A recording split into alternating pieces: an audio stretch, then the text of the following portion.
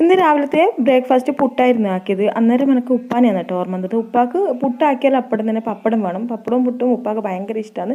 അങ്ങനെ നമ്മളും ഉപ്പ കഴിക്കുന്ന കണ്ടിട്ട് കഴിക്കാൻ തുടങ്ങി. അപ്പോൾ എനക്കും ഭയങ്കര ഇഷ്ടമാകാൻ തുടങ്ങി കേട്ടോ. അപ്പോൾ നല്ല ടേസ്റ്റാണ് ഈ ഒരു കോമ്പിനേഷന്.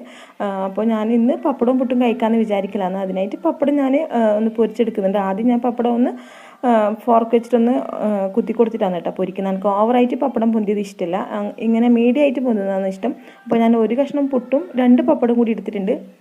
പുട്ടിനേക്കാണെങ്കിൽ കുറച്ചധികത്തിൽ പപ്പടം ഉണ്ടാകണം, എന്നാലേ ആ ഒരു ടേസ്റ്റ് ഉണ്ടാവും. എന്നിട്ട് ഇതുപോലെ നല്ലോണം ഒന്ന് മിക്സായി കഴിക്കുക. അപ്പോൾ ഇതിൻ്റെ കൂടെ പഴവും അതുപോലെ തന്നെ നെയ്യെല്ലാം കൂട്ടി കഴിക്കുന്നവരുണ്ട്. എന്നാലും ഈ ഒരു കോമ്പിനേഷൻ നല്ലതാണ്. ഇതിൻ്റെ കൂടെ ലൈറ്റായിട്ടുള്ള മധുരവും ലൈറ്റ് കടുപ്പമുള്ള കട്ടൻ ചായയും കൂടി ഉണ്ടെങ്കിൽ വേറെ ഒന്നും വേണ്ട. അപ്പോൾ ഞാനിന്ന് ബ്രേക്ക്ഫാസ്റ്റ് ആയിട്ട് ഇങ്ങനെയാണ് കഴിച്ചത് കേട്ടോ. നല്ല ടേസ്റ്റാണ്.